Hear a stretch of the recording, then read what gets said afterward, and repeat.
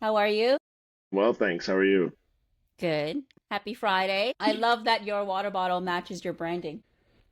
Holy smokes, it does. Not even on purpose, it sounds like. Well, I guess that means that your branding is very aligned with you. Seems to be a color that you are drawn towards, right? I guess. I certainly am now. You were away for a bit, right, in Montreal? So that was the original plan. And then my daughter gave me strep throat.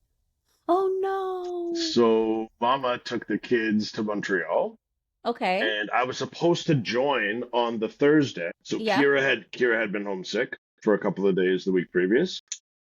She transmitted something to me and yeah, ended up starting to develop symptoms. Ended up going to the walk-in. I could see big white splotches in the back of my throat.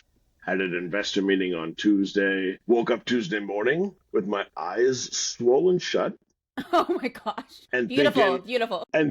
how is this going to happen? I'm masked because Yeah, of the strep throat. right. And now my eyes are swollen shut. How am I going to have a conversation with someone? So got pictures of me sitting with ice packs or like Yeah. frozen peas and stuff on my face, trying to control that. And then, yeah, inevitably by the time Thursday rolled around, even though I had been on antibiotics for a couple of days, was Yeah. just not feeling up for the trip. Oh, next time. Next time. How about you? Time is crazy. All I know is today's the 21st, and I'm here meeting with you. I don't even remember what the start of this week was, but I am certainly happy about this weather. I mean, supposed to snow, I think, this weekend. I don't Don't want I break my don't want to be a heart. Debbie Downer here, but um, with kids, you always have to look ahead and think about what are my options for getting them outside and Yes, engaged in things. totally. This weather has me thinking about getting on my bike, Yeah, right? Bike season. I've also been toying around with the idea of, okay, I haven't rollerbladed since I was like 10 years old. amazing. There's a part of me that just wants to see if I could do it. I'm sure it's like riding a bike just Do with you more think so? wheels. I don't Sure. know. I mean, you'll hit a pebble Yeah, and that'll rattle your confidence momentarily. You'll take another couple of strides. yeah, You'll be yeah. back into the groove again. And you'll think, oh no, I got this. I'm looking forward to laughing at myself so much. I hope there will be some neon involved, although that may have been more of, oh no, I guess roller skates predated the big thrust of neon in the 80s, right? Were Yeah, rollerblades out in the 80s? I can't even remember. I Were they think more 90s? I think it's 90s. I think it was more 90s. Yeah. Okay, so the throwback neon. The people that were still rocking the old like Varney Oh shirts yeah, and yeah, yeah. things. Yeah, That distinct green and that distinct pink, right? And the orange. I was born in the 80s, so I feel like I need to pay homage to that. So, love it. we'll see how that goes. So, I think this weekend I might pick up a pair of skates. Please do keep me informed as to how Oh, that I goes. will. Oh, I will. I'm sure there will be stories, but I live by the beach, right? And Oh, it's just perfect. so irresistible. You have to just get on a set of wheels, right? Whether it's a bike or blades, right? It's just the culture around here. So I'm looking forward to it. I love my bike. I use it a lot, but sometimes it's not as easy to transport. I love the idea of throwing over a pair of rollerblades over my shoulder and just Yep. like heading out. Yep. So we'll see how that goes. We just had that conversation this past weekend when the kids came home. Bike season. Do we get them into the shop now? Get them tuned up? Amazing. Well, maybe not this weekend, considering it might snow. According to Weatherman Scott, we'll Yeah, see. don't. We'll see. That guy's full of baloney. So I hope he's wrong. It was so nice. I was reflecting this morning of how nice it was to swing by the clinic. It was something, yeah, it was just an experience and an environment that I had never really experienced. Being a cancer patient myself, visiting and being part of programs in many types of facilities, it was refreshing to see. What the heck is cancer fatigue? How would you try to explain that to someone? Because from the patient perspective, I Yep. think people are still trying to wrap their heads around what the heck it is. The general agreed upon definition Hmm. involves this persistent, distressing experience of tiredness or exhaustion that Mm-hmm. is disproportionate to your recent activities, so not relieved by sleep. necessarily. This Mm. isn't just a sleep deficit Mm. issue, not relieved by sleep and interferes with usual functions. That's partly why I think the issue in society has been incompletely addressed Mm-hmm. because of its complexity. Mm-hmm. Frontline practitioners say in cancer centers, like their main scope and focus has to be on helping people either eliminate or control cancer, Yep. Understandably. helping them cope with the onslaught of secondary effects is unfortunately beyond their capability because they're so busy with the main aspects of their job. Mm-hmm. And most people get told, just sleep more. Do you want a sleep aid for that? Yeah. Yeah. Well, if by definition cancer related fatigue isn't something that's universally alleviated by sleeping more, Mm-hmm. there's a knowledge gap and there's a care gap here. It was so nice to have met some of your team members that are on board with you to address such a specific area of recovery with you. We are surrounded by good eggs here. On a daily basis, the passion is palpable. These constant reminders of the small but meaningful effects we have, even with people early on, even if it's just a matter of people feeling heard and people feeling like they're being treated as a whole person versus just being followed for a heart condition or just being followed for a GI concern. The number of times we've had people, even during our intake screening with Tim, feed back to us saying what a relief that was. Yeah. I finally feel like the breadth of my needs are being looked at, or Yeah. at least considered when trying to address my fatigue. The fact that people have the lack of treatment options for people living with cancer related fatigue Mm-hmm. has unintentionally caused people to normalize it and Hmm. just resign themselves to living with it. Normalize the fatigue. Yeah. Hmm. And we have a fairly comprehensive panel of screening questions that we use. Mm-hmm. And just going through the process of answering questions about so many different areas of your life Mm-hmm. has caused people to reflect back on, yeah, this isn't normal. Hmm. And that has been true for people who are more proximal, closer to their diagnosis and treatment experience, as well as people who are 15 years post. Mm-hmm.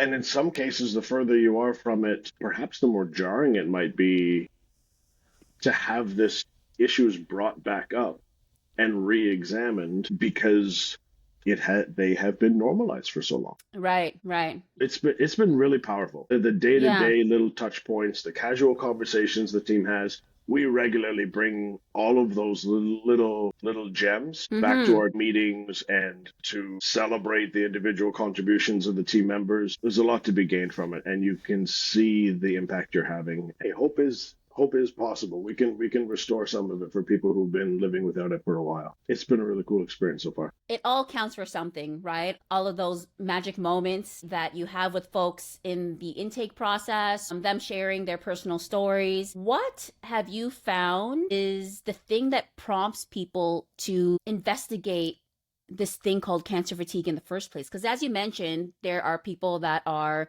a couple years post diagnosis and treatment, and then there are people that are like 15 years out. Have you noticed any patterns? What encourages or finally prompts people to look into it? So when we had first opened our clinic last July, August, I was reaching out to some of my old contacts Hmm. from going back to 2008, 2009, young adults that I had met through my work with organizations like Young Adult Cancer Canada and such, Mm-hmm. really reaching out with the intention of saying, hey, check out this new thing we started. I know we had talked about this in the past, but if you could help us spread the word, and there is, in fact, something that they could do about their fatigue. That prompted what I thought were going to be a couple casual catch up conversations, which I was really excited for.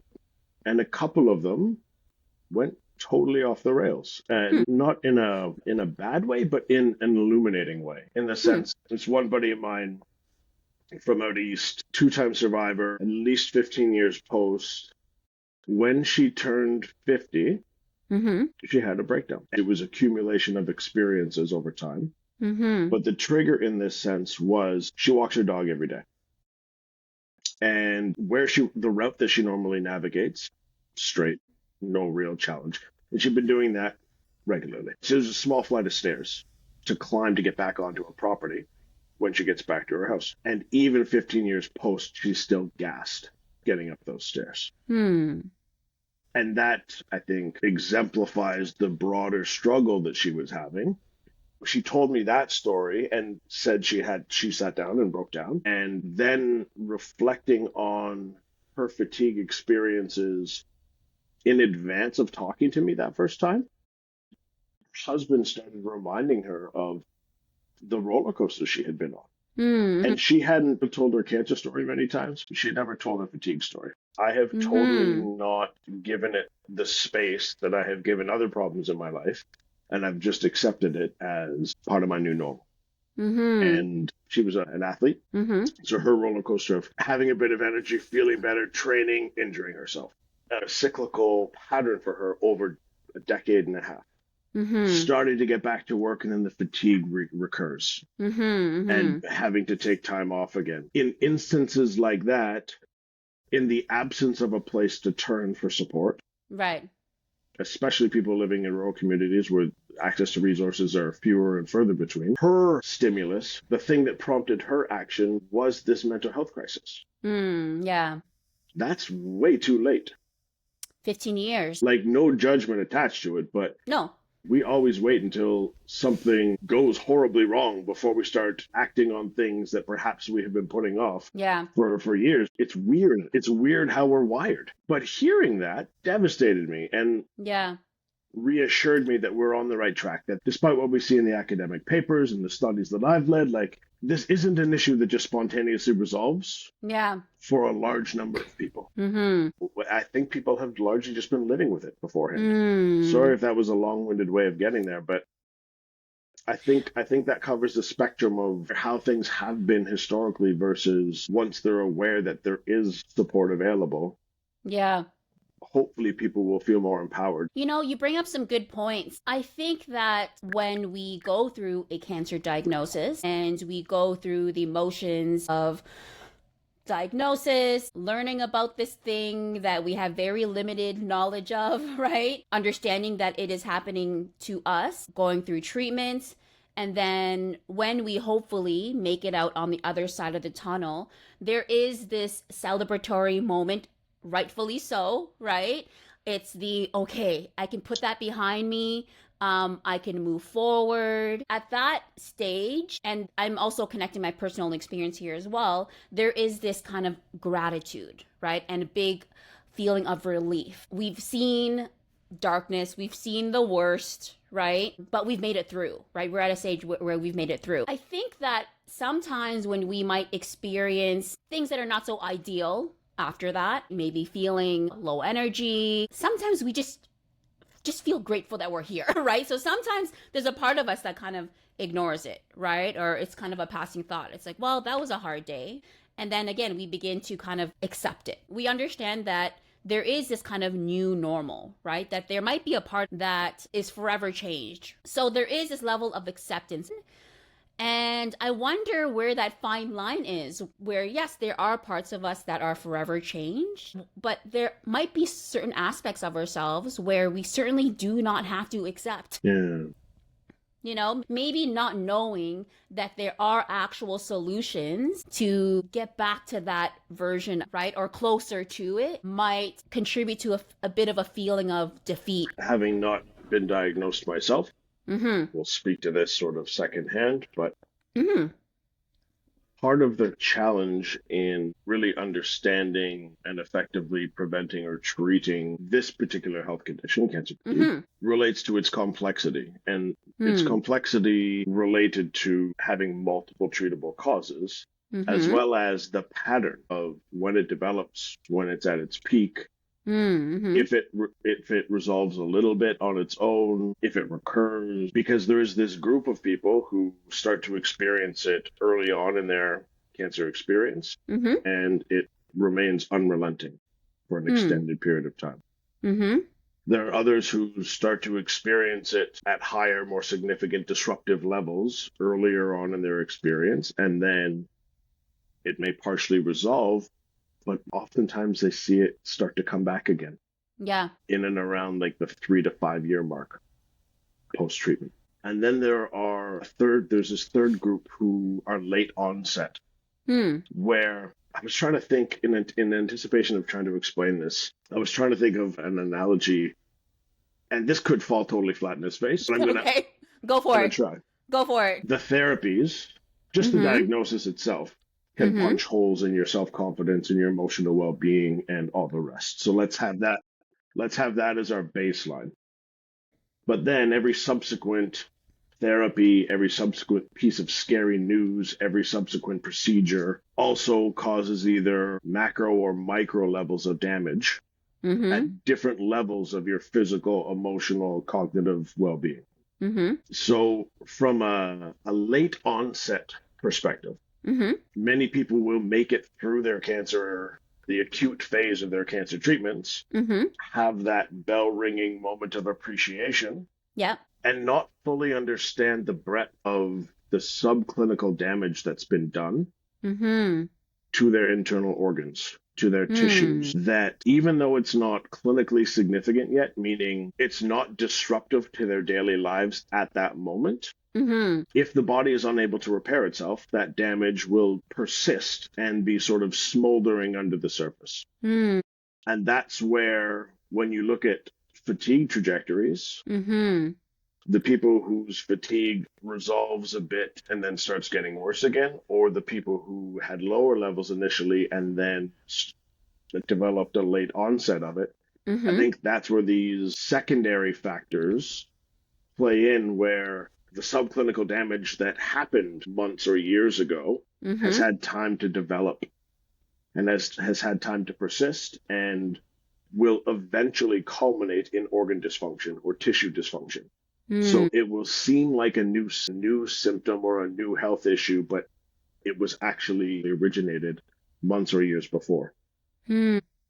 So the goofy analogy that I was trying to come up with was like a sandcastle. You've built this beautiful structure on the beach, and every time you've had this procedure or treatment, it's like removing a straw's worth of sand from it. And even though the structure may still be intact, Yeah. the integrity is weakened. And when the integrity of our tissues or organs or systems have been diminished, if we don't address those injuries, it will lead to failure. And that's where you see late onset physical manifestations of cancer treatments Mm-hmm. start to impact people years and years later. There's a woman we worked with last fall Mm-hmm. who, about 14 or 15 years post, developed new radiation symptoms, started having 15, trouble. 15 years after her last radiation session? Correct. Wow.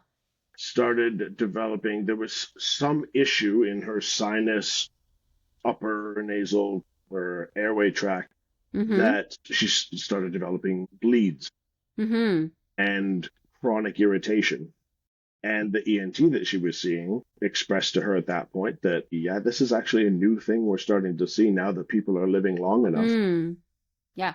following head and neck radiation. Now we're starting to see a number of people come back with these extremely late onset Mm-hmm. symptoms, where likely the DNA damage that occurred Mm-hmm. during the initial radiotherapy session smoldered for years and then For 15 years. developed into something more clinically apparent. Mm-hmm. Then all of a sudden it presented as a new problem. Mm. So Hmm. I guess in the context of fatigue, yes, many people will think, "Hey, I've made it through the tough part. Yeah. I should just be appreciative of being alive to tell about it." Yeah. But at the same time, if you've got this chronic source of limitation, what quality of life can you expect? Mm-hmm. People have resigned themselves to living with an otherwise treatable condition. I pulled the data the other day, and on average, people are presenting with about 5 different contributing factors to their fatigue. So this isn't oh, there's one thing wrong. This is the Yeah. one thing that's driving your fatigue. Yeah. Let's go deal with this. Yeah. What might be some contributing factors that might differentiate between those different outcomes, an earlier onset and a later onset? That's a great question. I don't know. I mean, I could speculate in the moment, but I would quite honestly just be guessing.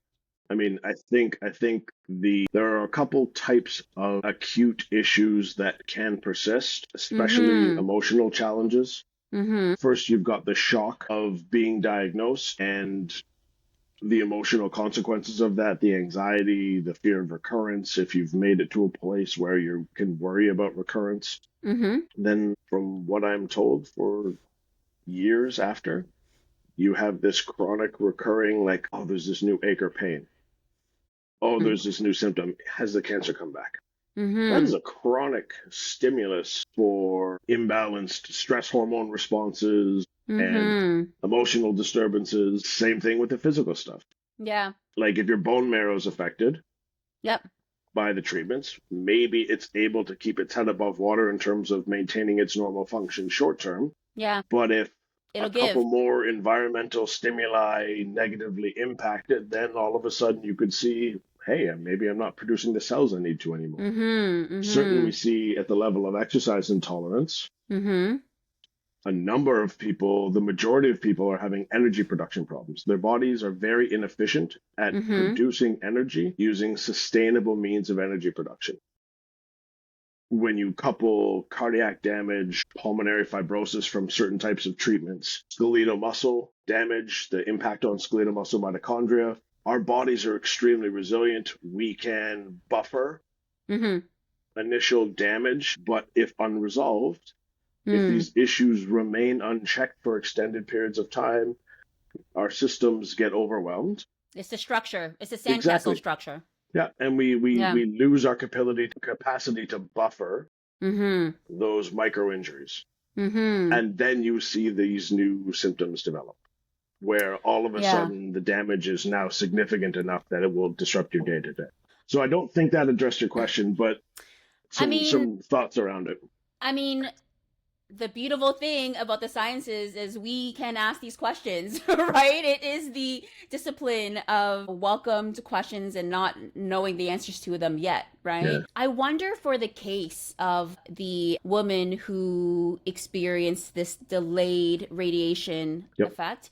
I wonder for cases like that, how often it is misdiagnosed, right, Mm. where there isn't even a connection or a link made towards this radiation treatment that someone would have 15 years ago. Yeah, I think lack of awareness was certainly much more an issue decades previously. Mm-hmm. And in general, people are becoming more aware to these chronic or late occurring effects of anti-cancer therapies. Mm-hmm. But even having said that, there are still people in frontline healthcare positions that are slow to come around to acknowledge things that there is an evidence base for. Mm. So things Yeah. like cancer-related cognitive changes, Yeah. fatigue, cardiac dysfunction, and the cardiotoxicity of anti-cancer therapies. Mm-hmm. There are things that, even though there is a growing evidence basis to support, like these are real health concerns. Yeah. These are things that will actually limit the overall longevity and well-being of people in the months and years after a cancer diagnosis. Mm-hmm. Hopefully, someone who's been more recently trained Yeah. will pick up on the fact that, oh, this person had head and neck radiation years ago. This is not too dissimilar from another case I've seen. Mm-hmm. Okay, let me start connecting some dots here. Information is moving more freely these days. Ideas are being exchanged more openly. Mm-hmm. I think it is conducive to picking up on these patterns more Okay, quickly. that's good. Certainly historically, I'm sure it was less the case. Yeah, we know that the side effects from cancer treatment is incredibly vast. I'm curious to know what led you towards wanting to focus specifically on cancer fatigue. Because I guess you could have gone in many areas, right? So why cancer Yeah. fatigue? So I got into this space kind of by accident. I was applying in my undergrad. I was applying for a cardiac rehab stage because I was doing it at Concordia in Montreal. And the coordinator at the time, Helen, she was like, "You can have your cardiac placement if you want, but there's this cancer center at Hope and Cope that I think you'd be the right personality for. Would you consider it?" Mm-hmm. So I did, and then the dominoes started falling in this direction ever since. So Mm-hmm. my master's project was looking at autonomic function changes because what we were seeing clinically was aberrant heart rate responses. So people would stand up and their heart rates would jump Hmm. right up. people would have strange sweating responses. They would or they wouldn't sweat at all, or they'd sweat only in part of their bodies but not others. Hmm. The fatigue was a real issue. And when we looked for potential explanatory mechanisms, like what might be causing these things, well, we Mm-hmm. landed on autonomic function as a potential sort of unifying system to look at. That research continued on, and fatigue and cardiovascular, the adverse cardiovascular effects of cancer diagnoses and treatments have persisted as part of my research and my clinical interests ever since that time. Hmm. But it was really through volunteering Mm-hmm. where people would come to you and they'd say, hey, I've got X, Y, and Z problems. Yeah. Well, X and Y problem, okay, well, I know where to refer someone for that. Yeah. Z was always fatigue.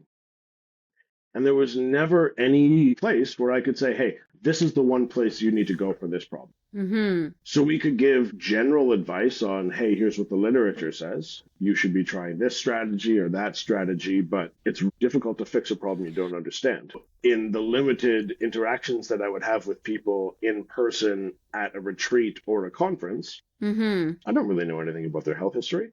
I Right. haven't been able to assess them adequately, and Right. nor did they have a physician that assessed them completely to really understand how likely any of the known contributing factors are affecting their fatigues.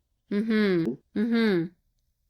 The choice almost made itself in terms of, hey, here's a pervasive, fantastically unaddressed problem. Yeah. Let's do something about Yeah.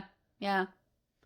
I really appreciate that you outright call your clinic cancer fatigue, right? it. Because to your point, I think that's perhaps a misconception, and I'd love to hear if you have any other kind of misconception that people tend to have around cancer fatigue, but a misconception I can see within the community as a response to perhaps someone expressing that they're feeling a hit on their energy is to just get some more sleep. Right? And it's having being responded to in the that way can feel dismissive, It right? minimizes, right? It It does. minimizes their experience.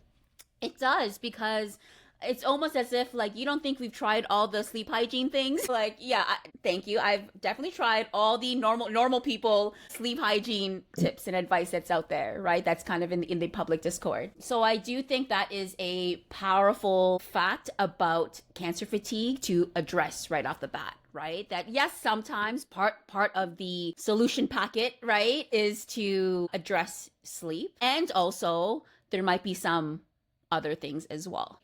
Totally. Yeah. Now, if we're talking about misconceptions that I think are fairly common and that I hear people express frustration with Yeah. or relief Hmm. at certain points of our conversation, I'll draw from one this week. Yeah. There was a person I was speaking with a couple of days ago that Mm-hmm. so this person had finished an exercise test with us, and we identified where their anaerobic threshold is, so where their body changes from producing energy in a very efficient means Mm-hmm. to needing to rely on shorter lasting, more easily depletable means of energy production. Mm-hmm. And when I showed this person that where their body was making that transition, and it was Mm-hmm. just before the energy requirements used to get dressed, and they erupted into tears. Mm-hmm. The number of times I've had similar conversations and have had requests from people say, "Can you please send me that? I want to go show my doctor. I want to go show my partner that I'm Mm-hmm. not just being lazy." Yeah. That it is actually physically harder for me to do things because I don't produce energy as efficiently as I could. Mm-hmm. And therefore, I need to tap into more easily exhaustible means Mm-hmm. of creating that energy just to keep up with my day to day. Mm-hmm. So, a misconception Mm-hmm. out there that I think is fairly pervasive is that it's just people worrying or people Mm-hmm. wondering if Mm-hmm. individuals are just being lazy, Mm-hmm.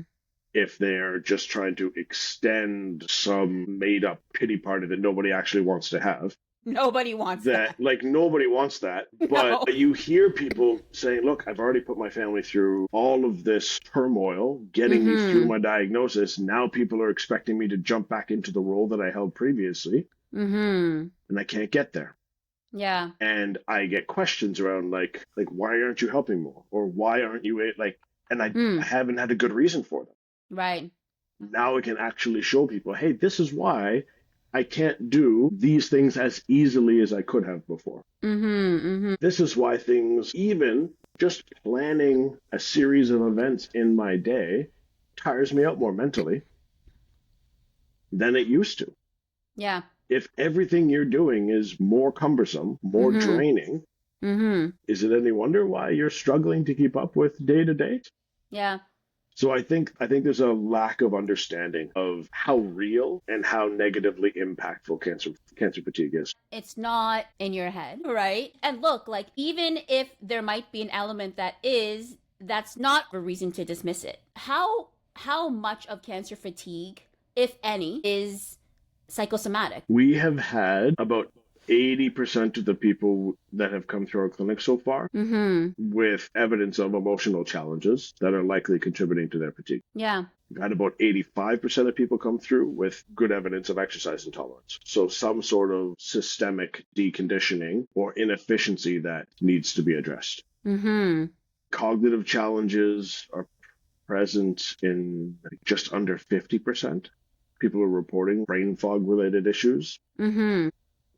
I think the mental and emotional contributors to cancer related fatigue are serious contributors. Yeah. I think they do play a big role, and they're often minimized. Again, with some version of survivor guilt, where people are feeling like, I made it, someone else didn't. I should just be happy to be here. Or they hear that from others, right? Yeah. And then they feel a level of guilt, saying, hey, I'm not okay still. These things are more difficult for me. And even if part of what's driving their fatigue is in their head, Yeah. this isn't a light switch situation where you can just choose not to think this way or choose No. not to feel that way. It's the same thing as if your skeletal muscle has been depleted or your mitochondria levels are low. Like, you need to do something about it in order to correct the underlying condition that's driving the health concerns that you have. And it's not as easy as taking a pill and feeling better. Yeah. I think what's interesting about psychosomatics is that sometimes the symptoms of something that is psychosomatic is as severe as something that is not psychosomatic. So why is it that there can be the stigma and not taking something that is psychosomatic seriously, right? When the symptoms can be as debilitating. I think it's think I think things that are less completely understood, Mm-hmm. more difficult to measure, Mm-hmm. are more easily dismissed or minimized. I'm going to use a word to describe it, even though I don't think it's appropriate. Like for the more nebulous mental health stuff, which is the right outcome to measure? Which is the tangible, irrefutable endpoint that you say, Yeah. this is the one thing that I'm improving, therefore this intervention works or this intervention doesn't.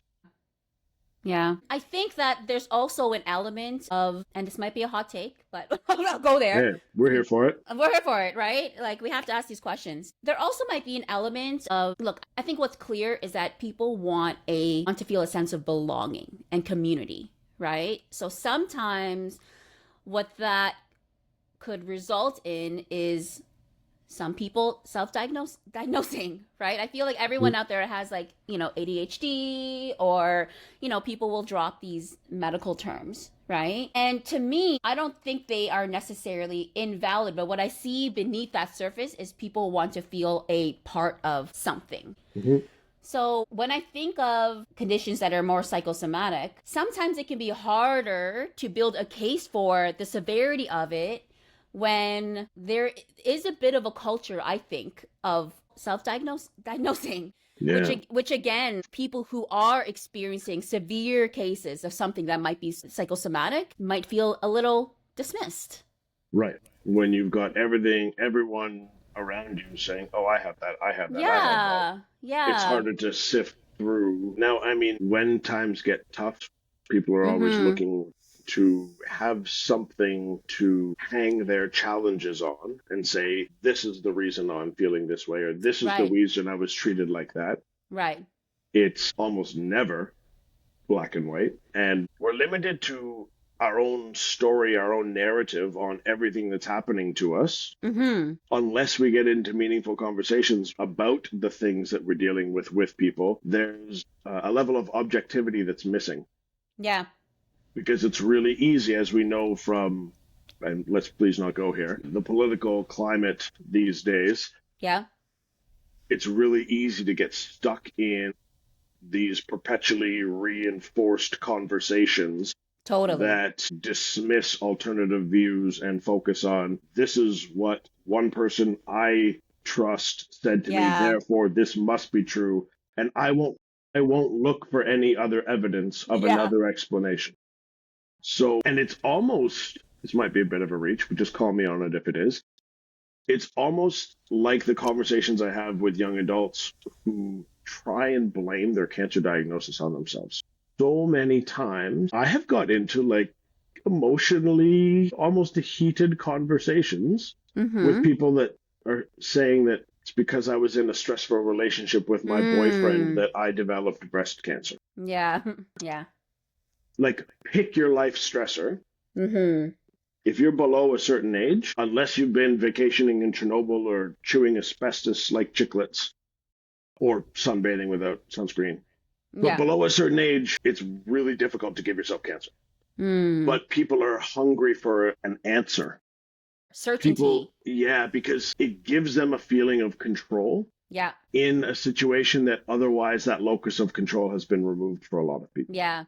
Right? When you're being Yeah. told, go do this treatment, go do this test, go have this procedure done, most people won't feel a lot of control in a circumstance like that. So for things like you're describing, where it's, I'm self-diagnosing with this or self-diagnosing with that, Mm-hmm. it's probably almost easier to attribute a problem to a certain thing Mm-hmm.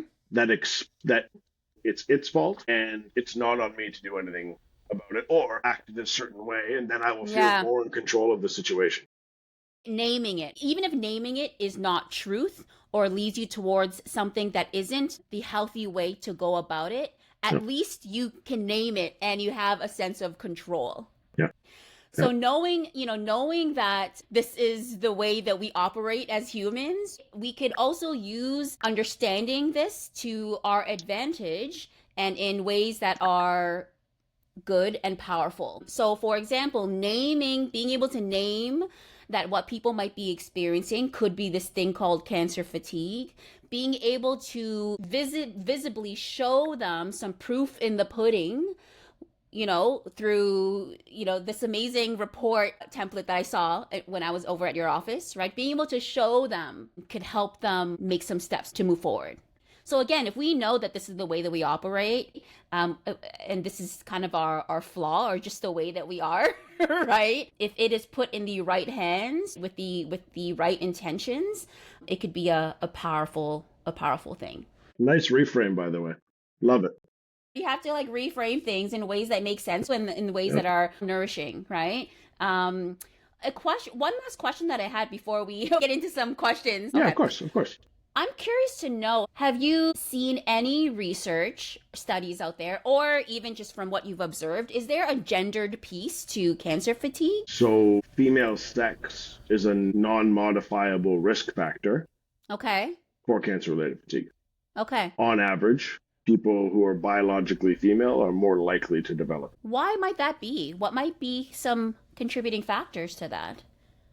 If you know, I don't know if you've Yeah, dug deep again, into it. you're going to make me guess. Let that be the overriding caveat. I don't know. It might be related to interactions with how hormone profiles are affected, how the physio, like the biology or the anatomy, Mm. anatomical differences in So interesting. the organ sizes or the structure sizes between sexes that make maybe larger structures that may be more typically associated with male sex Mm-hmm. be able to buffer more damage. Like, Mm. you've got me completely guessing at this point. But It is an area that I'm curious to learn more about, you know? yeah, us too. And that's why we're making a concerted effort, given the prevalence of financial toxicity in this community. We are being pushed to find creative ways to close the gap between the treatments people need and what many people can afford. Mm-hmm. Yeah. We're hoping to help increase the evidence base to better understand why certain relationships exist, like female sex and preponderance to develop or predisposition to developing cancer. Yeah. Yeah, I'd be fascinated with what that looks like in a few years from now. Stay tuned. Hopefully, we have some some compelling data to share. Yeah, awesome. Okay. So, why don't we get to some questions? I would love your perspective and help in addressing some of these questions. Some food for thought, some things that people might want to look into. Yeah, perfect. Okay, so this is a question from Priyanka. Priyanka is 26 years old and she writes from Montreal.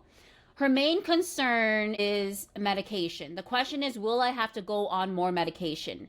She says, I have to say, I'm feeling nervous and hesitant to bring up what I've been feeling in the realm of energy levels to her doctor, to her family doctor. I don't want to end up being on more medication. I can totally relate to that, right? Just like being Yeah. juiced with so much medication. She says, I also have no idea how to explain this, and she explains it here as like this lack of energy that I experienced to my family physician. Not really sure how to articulate it with precision. It's not a feeling of tiredness, and I'm sick of people telling me to get more sleep, which we mentioned earlier. Yeah. She's worried about it being addressed with medication because it sounds like at this point she's just like over it right now. And let's start by normalizing that. Of the people who've come to us for help so far, I would Okay. say the small minority are Okay. looking for a pill. Okay. The vast majority are people looking to specifically avoid taking more medications. So this is a very common concern in the community. Okay. And the good news for some, bad news for others, Mm-hmm. is that the evidence supporting the use of different pharmacotherapeutic approaches to Mm-hmm. treating cancer fatigue is actually pretty lackluster. Mm. The clinical trials that have been done looking at different stimulant medications, kind of a mixed bag. You'll see Okay. some people that may respond a little bit to something, and I won't name drug names at this point. Mm-hmm. In some studies, they reported some small effect compared to doing nothing. Mm. But I would say the majority of studies, and even with the clinical conversations that I've had with Dr. Escalante at MD Anderson, the other fatigue treatment clinic in North America is, to my knowledge, Mm-hmm. she's run these drug trials herself. Mm-hmm. And she's like, look, these stimulant medications more often than not will help with attention span Okay. for task specific performance, but they don't actually improve fatigue. Mm. Like I said, the literature is quite mixed, Yeah. but what is far less mixed is the benefits of exercise therapy and Okay. psychosocial support. Okay. When you look at the clinical trials, and there was a meta-analysis published in 2016 in JAMA Oncology, Mm-hmm. Mustian, I don't know how to say the name, apologies. They compared exercise, counseling, cognitive behavioral therapy, and pharmacotherapies, Mm-hmm. and exercise had the largest effect on fatigue, Okay. closely followed by counseling, psychosocial support, and then way closer to no difference at all was pharmacotherapy. Okay. So to Priyanka's question, some physicians will default to what they know. The Yeah. problem is that they're probably unfamiliar with this literature. Mm-hmm. So the concern is valid in the sense that some physicians will just tell you to sleep more, take this sleep aid, or Yeah. take this stimulant medication. Connect with us. We can give you the literature you need to take to your doctor to support that communication so that you're not approaching that communication from a place of not knowing how to describe what you're experiencing and not Mm-hmm. being able to advocate for the types of therapies where the evidence Mm-hmm. is strongest. Yeah. Thank you for that. Knowing that, you're spending time with this medical professional, your family physician, who is great in their Yep, area, totally. right? And, the power dynamic could be, Hmm. whatever your family physician says, is the well studied, well informed thing to do, right? We have to acknowledge that there's a reason why there's so many specialties in the medical profession. And I can totally relate and understand that it's hard to communicate this thing that just sounds like a normal thing, like I'm tired, low energy, right? And if you're not able to communicate it or have something to show that shows some proof in the pudding, right? Then it might be met with a very generic solution. I think this taps into a fairly consistently recurring theme of the importance of advocating for yourself. Yeah. If you're being given medical advice Mm-hmm. that maybe even though you have a bias against it, Mm-hmm. it might help. Yeah. But if it doesn't, come back and say why. What else is causing this problem? And until Mm-hmm. you get an answer to it, Yeah. don't shy away from asking why. Don't Mm. shy away from seeking answers. Yeah. And if they can't get you the answers, and this is true for any aspect of our health and well-being, you can't fix like I said before, you can't fix a problem you don't understand. Yeah. So if you are being told, hey, try solution A or solution B, okay, doc, I don't really buy into it, but I'll try it. Mm-hmm. If it's not working, come back and say, look, I've tried this exact way you told me to do it. Mm-hmm. What's next? Why am I still Mm-hmm. feeling this way? And keep advocating for yourself and Yeah. be the squeaky wheel. There is no one who cares more about you and how Yeah. long you are going to suffer with otherwise treatable conditions than you do. Yeah. So do yourself that favor and stand up for yourself and politely keep pushing to be taken seriously. And if you need more information based ammunition, Yeah. send us an email and we can give you we can give you some more information based ammunition to support those levels of conversations. Yeah. If you feel that that might help you advocate for yourself a little bit more, right? Or speak the same language, right? Or Yeah. similar language as your family physician, do that, Priyanka. In fact, I'll take it a step further. We will add a resource hub article about this. It's likely a much more commonly We know recurring it. issue. So give us a minute and we'll actually just write something, add it to our resource hub. You can reach out independently, obviously, but Yeah. we'll just add something so it's publicly available and then people can just find it through our resource hub. I think that'd be so great. So Priyanka, I hope that helps. Persistence for sure. I think that follow up is key. I'd be curious to know what the data says in terms of like how often people are following up with their family physician on things, because sometimes I feel like your family physician or medical professional can give you some next steps. You might follow through with it. It doesn't work. And sometimes the default is like, what's wrong with me? Or maybe I'm not doing it right, or it's not working for me. And there's like, it can feel a little bit defeating, right? But Yeah. remember that as Scott pointed out, you know you the most, and you're going to care about you the most, right? Your doctors are not going to be disappointed in you if something didn't work out, right? It actually gives them more inputs, more information to be able to determine what the next steps might be. You're not letting anyone down. No, and I mean, we are wonderfully complex organisms. Yeah. And with at least 10 treatable causes of fatigue, Mm-hmm. first of all, make sure your physicians know about it if you're having this conversation with them. Mm-hmm. But with at least 10, if their solution addresses one, you've got 9 others that merit exploration. And oftentimes people are required to chase Right. those answers to get them from 10 different people.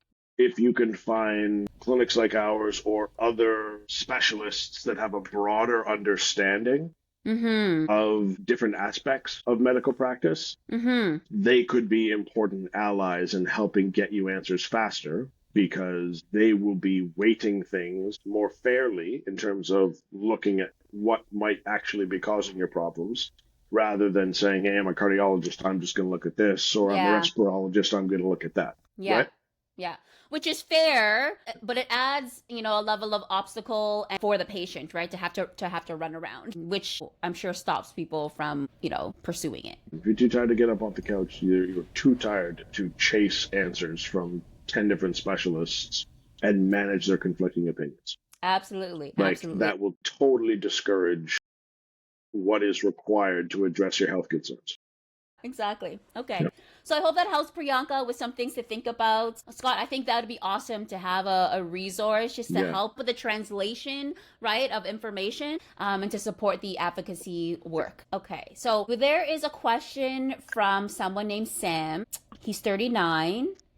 From Toronto, and his question is around how long this will last, right? Cancer fatigue. He shares that I'm worried about my memory problems. Hmm. I'm a scientist. He's a researcher, and I'm scared that it will be difficult for me to be as good and as sharp at my job than I was before. How concerned should I be? Does this stay with people forever? Is this a reality that I have to kind of reckon with? Hmm. So the default answer is the answer I believe, which is no. Never accept any limitation as status quo. Mm-hmm. There are always different strategies to explore to try and address any issue that you are experiencing. Mm-hmm. I've worked closely with Dr. Heather Palmer. She's a neuropsychology expert. She's developed a cancer related brain fog program Mm-hmm. that is run out of Wellsprings across Canada. We are about to launch our own Mm-hmm. here at Cancer Fatigue Services. That is an evidence based intervention that can help improve different aspects of cognitive function, Okay. whether it's memory or recall or complex task management, like the executive function type aspects. Yeah. The course covers, and I'm only naming a few, the course covers all likely contributors to cognitive dysfunction. Mm-hmm. That would be something I would definitely look into if you haven't already.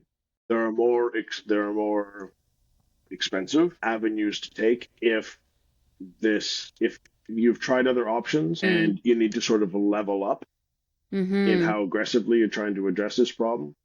We're partnered with a brilliant organization called Toronto Brain Health, Mm-hmm. and they are PhD trained neuropsychologists that do one-on-one counseling. So Okay. this ties into a part of the problem with things not being covered by OHIP in Ontario anyway, Mm-hmm. and depending on what insurance plans Mm-hmm. people have access to, if they're fortunate enough to have access to any,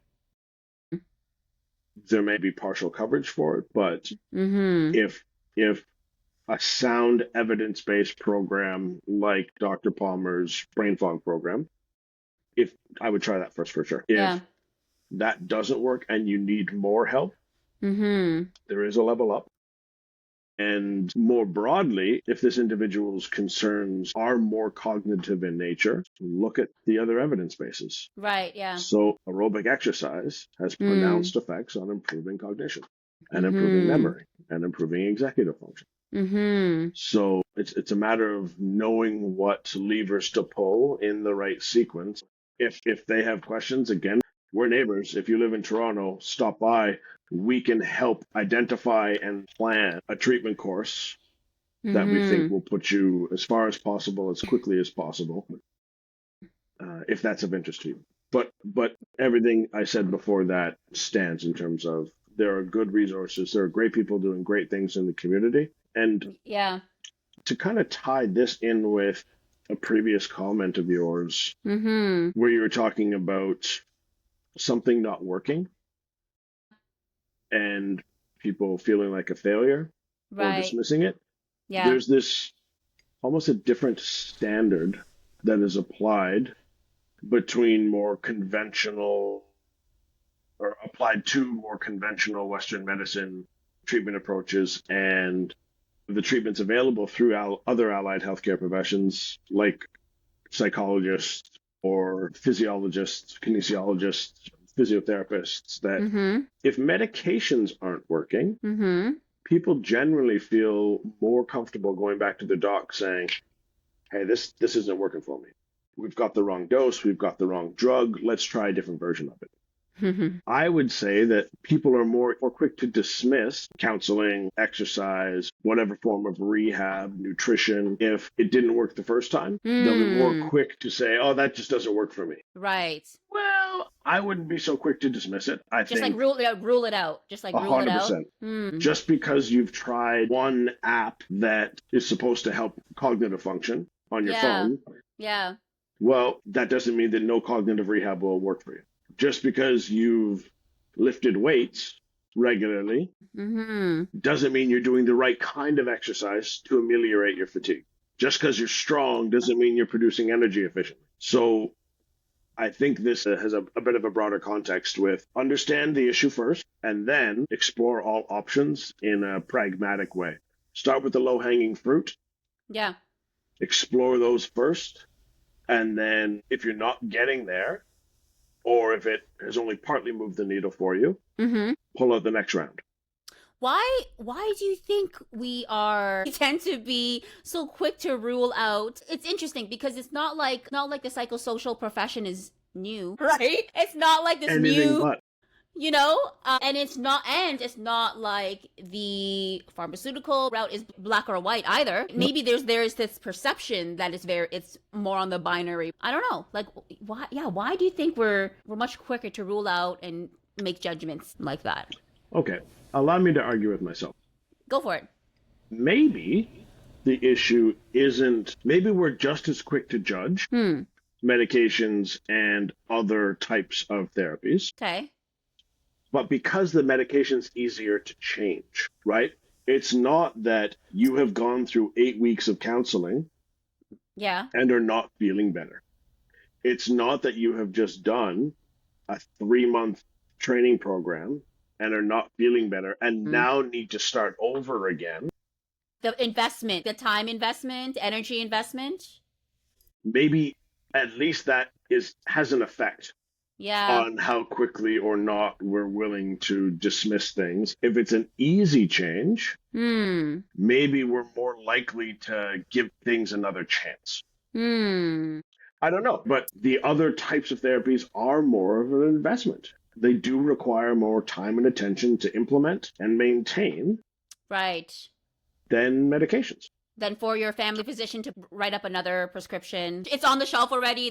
Pharmacists can whip it up and it's there, right? And it's 30 seconds to open a pill bottle, take it, and put it away, and you're on with your day. It might be like many things in life. When you are emotionally time invested into anything, building a venture, right? Where you held such a tight grasp on what the solution is, but if all signs are pointing to like, no, we still hold on to that baby, right? Or relationships, right? People put in their time with a partner and like all signs are pointing to it's not working. But it's like, but we've been together for 10 years, right? Yeah. It's hard to lose that investment. I think there might be something there, Scott. Agreed. There's a question here that I'd love to hear your thoughts on. It is submitted by Caitlin, who's 30 years old, from Vancouver.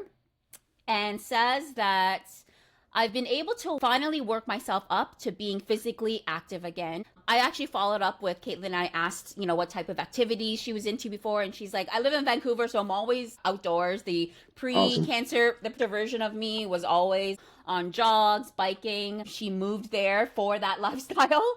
Amazing. So she feels a sense of relief of finally getting back to being able to experience, these physical capabilities of hers again. She joined a gym and has been working with a personal trainer one-on-one. She feels really happy about that, but she still feels a sense of a loss in like sharpness and quickness that her brain used to have. And no matter how physically strong, because she mentioned that she's really progressed, right? With her physical strength, which is so awesome to hear.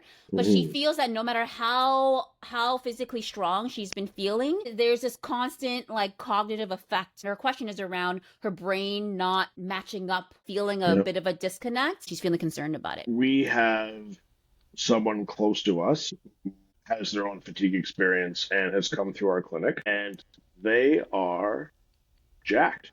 They are super strong. They can Okay. put up big weights in the gym. Having that physical bulk or muscle mass is doing nothing to protect them against their fatigue.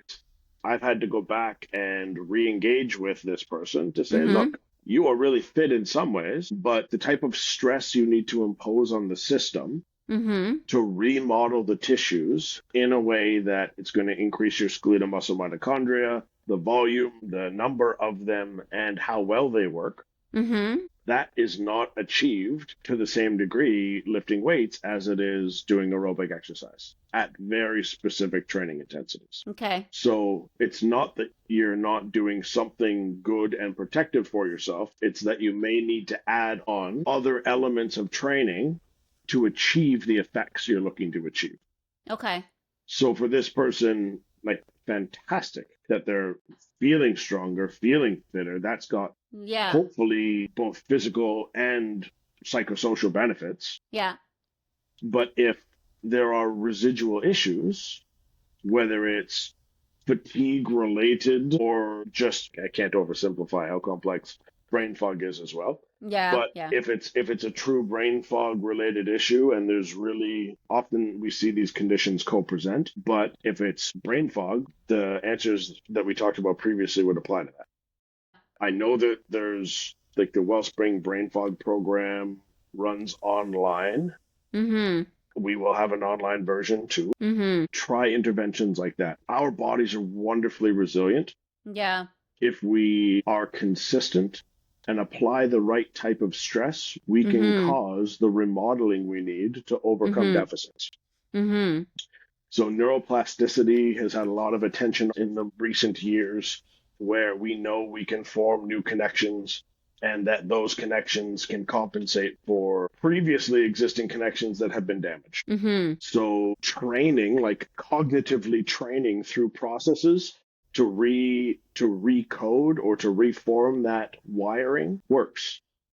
Other interventions are complementary to that process, like exercise, Yeah. but it's the right type of exercise. It's not just lifting weights that's going to favor neuroplastic effects, it's aerobic exercise. So, again, without knowing Yeah. where they're at and exactly what they're doing, there are strategies available that if you are feeling well in some areas of your life and you feel like you've made great gains in those areas, Mm-hmm. celebrate that. Mm-hmm. And now it's time to keep advocating for yourself. Mm-hmm. Talk to us if you want. Go find other solutions to get access to the resources and the supports, the care that you need to start addressing these other aspects of your well-being. Do you think it is unsafe or not good to, or do you think she needs to switch trainers is what I'm trying to ask, right? Like, is there something that her trainer needs to know? Is there anything that her trainer can do to help? In this space, when you find someone you trust and someone you Mm-hmm. work well with, Mm-hmm. I think those are relationships that are worth protecting. Okay. So I wouldn't advocate for like pulling the carpet out from under that relationship. Mm-hmm. A similar conversation I was having with a woman in Hamilton the other day, Mm-hmm. where she works with a trainer once a week. She's still really fatigued. Well, Mm. they really focus on a lot of weight training. Now, for people who are sarcopenic, meaning like they have pathologically low levels of skeletal muscle, Mm-hmm. you do need to incorporate an element of weight training in order to build up your muscle mass, because it's that muscle mass that contains the mitochondria that create the energy. Mm-hmm. But if your muscle mass is sufficient, I would prioritize the aerobic training that's going to improve your cognitive function and the oxidative capacity of your skeletal muscle, Mm-hmm. rather than focusing on hypertrophy, making your muscles bigger or stronger. So I would suggest that shift in priorities. If you've Yeah. got a good working relationship with this person, hang on to it and Okay. then educate them. And if it's just a matter of like getting a consult, like we can connect with the trainer and say, these are the types of things like you can help this person by focusing on. We can do a lot of work virtually. If the role we can play in helping people at distance is really supporting the relationships with their current care providers that they know and trust, Yeah. we're really happy to play that role too. Connect with us as a source of information, as a source for finding the right path to help them make progress in the ways that they need. Connect with us. whether providing those tools are helpful for your relationship with your family physician, your Yep. trainer, friends and family who think that you're Mhm. being lazy and procrastinating. I'd like to see cancer-related fatigue be part of just very normal conversations without any shame. The stigmas, the preconceived notion, which again, I think contributes to people holding back. And that's the first part of our vision statement, working hard to create a future where cancer fatigue is universally acknowledged. Where do you see the biggest opportunity for conversations to happen? What do you think would make a really big difference? Where are these conversations not happening enough? I have had the good fortune of working with brilliant, highly caring physicians at all the Awesome. different institutes that I have been at. Even, bless their heart, Mm-hmm. even physicians where I have heard from their patients that their bedside manner is terrible. I have seen those same physicians in rounds Mm. fighting, Mm. arguing with people to get that same patient the care that they need. So I don't want to try and put more responsibility on people who are already struggling to keep up with the complex care needs of the people they serve. So the bedside manner being attributed to just being overworked, right? Like overwhelmed, overworked. And maybe just personality things and so on. Like, let's not judge that part either right now. Yeah. Obviously, certain people have preferences for being treated one way or another. Different dynamics. Yep. I want the smartest robot under the sun Yeah. who knows all the trials Smartest and robot. knows all the data to just like give me the goods, tell me Yeah. what I need to do, Tell it to me straight. and that isn't going to be the approach that everyone favors. Fair. But to bring it back to your question, Yeah. that is already such a high stress, limited opportunity for appropriate engagement environment, like frontline cancer care Yeah. settings, Yeah. that I don't think the home for those broader, more consistent conversations is there. Hmm. Great if they have an awareness. You see incredible frontline practitioners, nurses, social workers, psychologists. Yeah. There are fantastic people on the front lines advocating for the complex needs, but I wouldn't say it's in the cancer clinic. And it's because of the load. It's because of the I would say so. resource. Is that why? I would Yeah. say so. Yeah. You'd want to position those conversations in a space where there's adequate time to have those conversations. Okay. And in a quick turnaround clinical checkup, it's not the right time. Yeah. I think there's more to be done on a community level, Okay. and that patient advocacy groups, not for profits, community organizations, even family physicians, although they are extremely busy as Yeah. well Yeah. and have extremely limited time as well. Yeah. So I think the opportunity for the most meaningful conversations will happen outside of those primary care spaces. Mm-hmm. But it's really important that the people in those primary care spaces acknowledge the complex needs of the people in front of them, and that they say, hey, I don't have time to get into this with you, but here's a great resource, or there's a great resource. Go check them out. And then as organizations, we need to do everything we can to make engaging with us Mm-hmm. as frictionless as possible, because it's already so demanding to get access to the care that you need. Yeah. So we have a fairly comprehensive intake process. We're always looking for ways Mm-hmm. to streamline it so that we get the information we need to help people Mm-hmm. without unnecessarily burdening the people who are seeking the support. Right. Again, understanding the circumstance that they're coming from, right? Understanding that, that they have been faced with this diagnosis.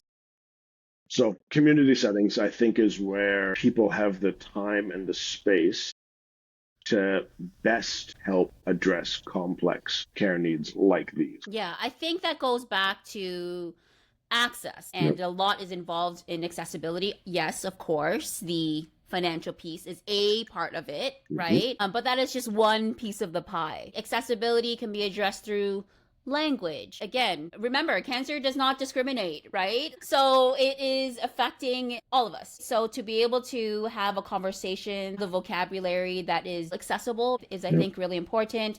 Accessibility also means the spaces at which these conversations happen, maybe not in a very like, clinical environments. Maybe it is, dinner conversations. Maybe it's a podcast, right? Like very human conversations. I think that sometimes accessibility can just be lumped in the financial aspect, but there's a lot more that can be done as well outside of that piece. Absolutely. We know that cancer fatigue can be debilitating in people's quality of life. While I am happy to see more quality of life related topics at some of these tables and conversations, I'd love to see cancer fatigue called out or called in more. Yeah, specifically. we have had cancer fatigue assessment and management guidelines in Canada for like 10 to 10 to 13 years. Okay, yeah, more than a decade. I think the Canadian guidelines were so I think 11 years. I think the Canadian or 12 years. I think the Canadian guidelines were published in 2013. Okay. Well, I'll go back. The Americans Yeah. published identical guidelines a couple of years later, and the European counterparts have more recently published.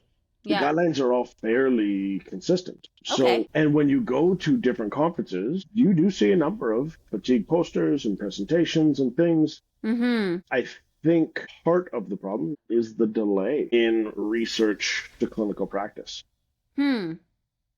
Tell me more. I'm going to misquote this, Okay. but my friend Carolyn from YAC, from Young Adult Cancer Canada, was part of a working group they had, and she dropped some number like it takes 15 years or 17 years or something crazy for research to make it into practice. Oh yeah, yeah, yeah. And somebody's gonna know the more accurate figure there. Just because there is an awareness of it in academic circles doesn't mean it's necessarily going to translate to clinical practice. And coming back to a previous observation or assumption, about why the issue isn't more completely addressed in society. Dealing with it is outside the purview of an individual physician. Right, yeah. Yeah. So you need that multidisciplinary team and clinic to adequately address the complexity of it. You need the Avengers. Oh my gosh, we should get some t-shirts made. Right? That's what needs to happen. Yeah. To address something that is vast and that complex. So I think there is better recognition of it in academic circles and even in clinical practice, but the nature of the problem seems so complex that people just don't feel like there's anything they can do about it. Interesting. So maybe the lack of obvious care options is limiting those conversations. So you feel like it is being discussed, which is great, right? In some of these academic settings, right?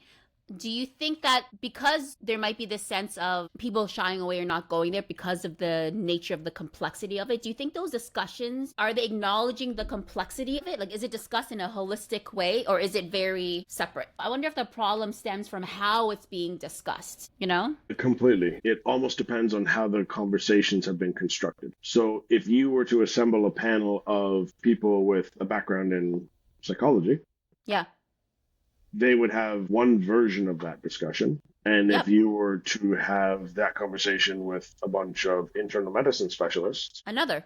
That conversation would be very different. Clearly, there's a role for all of these inputs and perspectives at the table when you're trying to deal with a complex health issue like this. But it requires some organizing body to take the initiative to get those voices to the table and develop. Now, we do have guidelines. I assume that those were multidisciplinary panels that inputted on those guidelines, but at the level of the knowledge translation piece, the implementation piece, and I'm actually hoping this is where our research is going to lead. Because if we can make the case for, okay, people with this specific survivorship need access to a physician, need access to a dietitian, need access to a psychologist, need access to an exercise therapist. Here's the evidence that we know that these interventions work in certain contexts. Mm-hmm. Then when we effectively deliver these interventions, here's what the outcomes are. And then here's the knock-on effects in terms of secondary hospitalizations and health resource utilization and Mm-hmm. return to work and school. You almost need the full story to be captured before health ministry level conversations can meaningfully be approached. Say, look, this has been a long-standing problem. Yeah. Now we have a complete data set where we have followed people longitudinally through all aspects of the assessment, intervention, ongoing management, and reintegration. And at a 360 view, right? Yeah. Like from the view of the Black Widow, from the view of Yeah. right, from all of Yeah. the all of the Avengers view, right? And then I think when you make the financial argument to say, look, you're going to save money by investing more Yeah. in the treatments people need upfront Mm-hmm. and having a specialty clinic Mm-hmm. or different options for specialty clinics that help address this Mm-hmm. is actually cost effective long term. Yeah. We have to do things that are evidence based. We can't just let our emotions and our biases lead us to advocate. Yeah. We have to approach it from a methodical, pragmatic sort of vantage point, realizing that the evidence, we do our jobs right, should shake out the way that we're expecting it to, because we've seen the effects of exercise. We've seen the effects of psychosocial support. We've studied them independently. We haven't studied them as a comprehensive approach to care. Mm-hmm. So I think there's work to do, but I think we'll get there. It has taken a village. When you look at the achievements in cancer research and innovations in cancer futures, it will take a village, and it's really relieving and nice to know that you have and are going to continue to create and invest in the village that is Cancer Fatigue Services. To wrap up, I'd love to know, what is a win that you feel so deeply proud of in the realm of cancer fatigue? And then what is something that you are very much so looking forward to in the horizon? Can I do 2 wins? Go for it. One of them is helping people realize that this is common, but it's not normal. And it's not something they need to just resign themselves to live with. Hearing from people who had previously normalized it, snap out of it and proclaim, for lack of a better word, but make statements towards shit, like this isn't something that I need to just live with.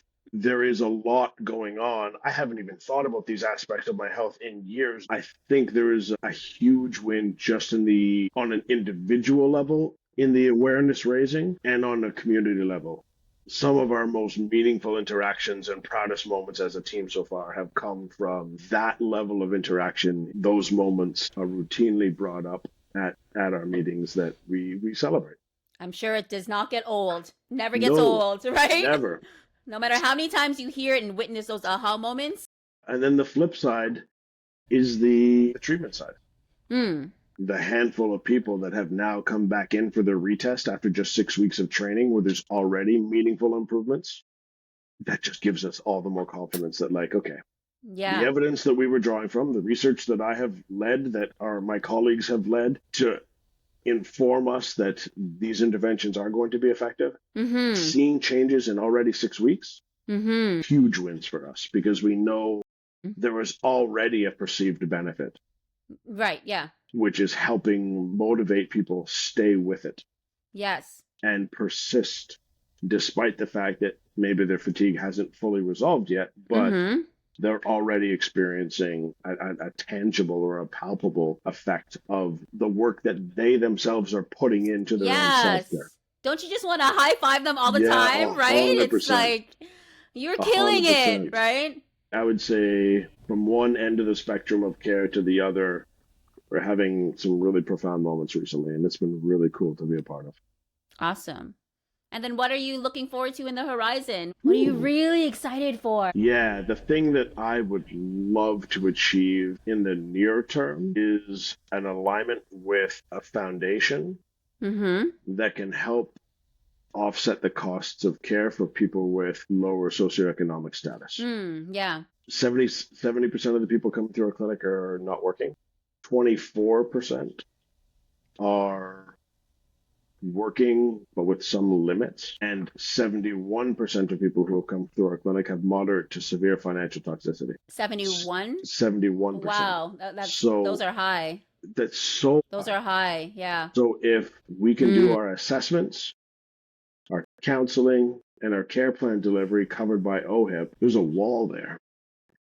For people who have means, who are lucky enough to have insurance, who are lucky enough to have the financial freedoms that they enjoy, they can proceed with their care easily. Sure, yeah.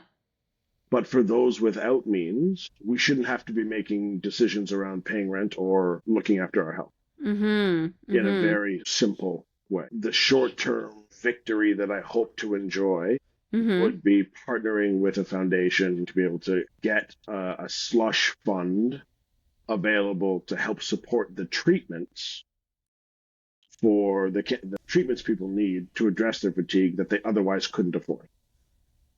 That would be a game changer. So foundations, if you're out there. Foundations. You heard it here first. I'm going to say like spring, summer 2025 is going to be when cancer fatigue locks it down with the foundation. Your lips to whoever's listening, that would be amazing. Spring, summer.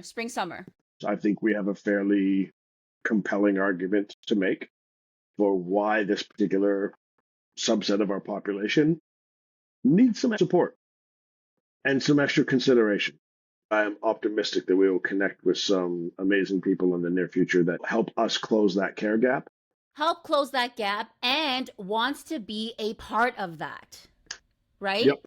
Is not only just closing that gap, but really wants to be a part of making history. That's the exciting part. I love it. Scott, thank you so much for being such an amazing start to my Friday. Hey now.